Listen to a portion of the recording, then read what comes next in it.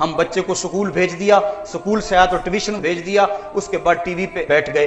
خرابی ہوگی، بچوں کو نہ باپ نے ٹائم دیا نہ ماں نے ٹائم دیا، اور بعد میں بچے بڑے ہو کر ماں باپ کے قریب نہیں ہوتے، ماں باپ بیماری میں تڑپ بھی رہے ہوں، بچے آ کے دوائی لے دینا یہ اپنا فرض سمجھتے ہیں، ان کے پاس بیٹھنا اپنا فرض نہیں سمجھتے ہیں، اور وہ اپنے کاموں میں مشغول ہو جاتے ہیں۔ تو اپنی اولاد کو آج وقت دیں، کل تمہاری اولاد تمہیں وقت دے گی، اور اپنی اولاد کو دین کی طرف راغب کریں۔ جب بچوں کی بغلوں میں بال اگنے لگے تو ان کو کہو کہ ان کو کھینچنا ہے، موڑنا نہیں۔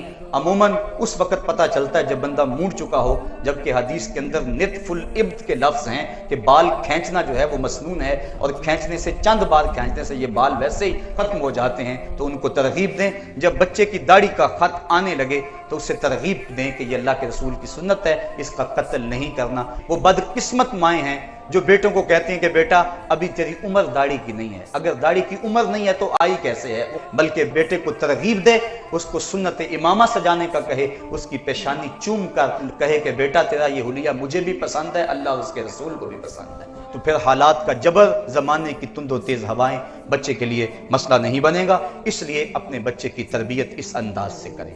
ماں اگر بچے کی تربیت میں عملی طور پہ جہد مسلسل کرے گی اور کوشش بلیغ کرے گی اور اپنے عمل اور کردار کو پیش کرے گی تو پھر بیٹا بہترین انسان بن کے دنیا کے سامنے آئے گا۔ آپ کائنات کے اندر جتنے بھی اچھے لوگ دیکھتے ہیں ان کے پیچھے ان کی ماؤں کا ہاتھ ہے۔ آؤ اپنی اولاد سے ہمدردی یہ ہے کہ انہیں جہنم کے شعلوں سے بچایا جائے۔ اولاد کے لیے ماں باپ کیا نہیں کرتے، سب کچھ بیچ ڈال دیتے ہیں کہ اس کا مستقبل ٹھیک ہو جائے، یہ ڈاکٹر بن جائے، یہ انجینئر بن جائے، اپنے سارے اثاثے بیچ دیتے ہیں تاکہ اس کا مستقبل ٹھیک ہو جائے۔ کس مستقبل کی بات کر رہے ہو؟ جو 10 15 20 سال کا ہے، 30 سال تک پڑھتے پڑھتے گزر گئی، باقی 20 سال بچے، اس کو مستقبل کہہ رہے ہو، اور اس کے لیے سب کچھ بیچ دیا، سب کچھ لٹا دیا اس مستقبل کے لیے۔ تو جو مستقبل نہ ختم ہونے والا ہے تو اس کے لیے بھی اپنی اولاد کو کیا تم نے کچھ دیا؟ اس کو نیکی کی راہوں پہ ڈالا؟ کیا وہ اولاد اگر حرام کماتی ہے تو جہنم کی آگ میں نہیں جلے گی؟ اگر نماز چھوڑتی ہے تو اللہ کے قہر و غضب کی وہ اولاد مستحق نہیں ہوگی؟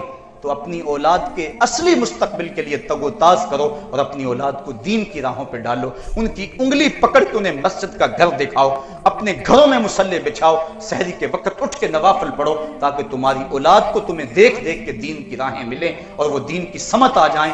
وہ مائیں جو اپنی اولادوں کی تربیت دین کے مطابق کرتی تھیں آج ان ماؤں کے نام ہی روشن ہیں، اور جنہوں نے اپنی اولادوں کو خوبصورتی میں دیکھنا تو چاہا لیکن ان کو دین نہ دیا تو مرنے کے بعد وہ بیٹے تو ان کے لیے ہاتھ دعا کا بھی نہیں اٹھا سکتے ہیں۔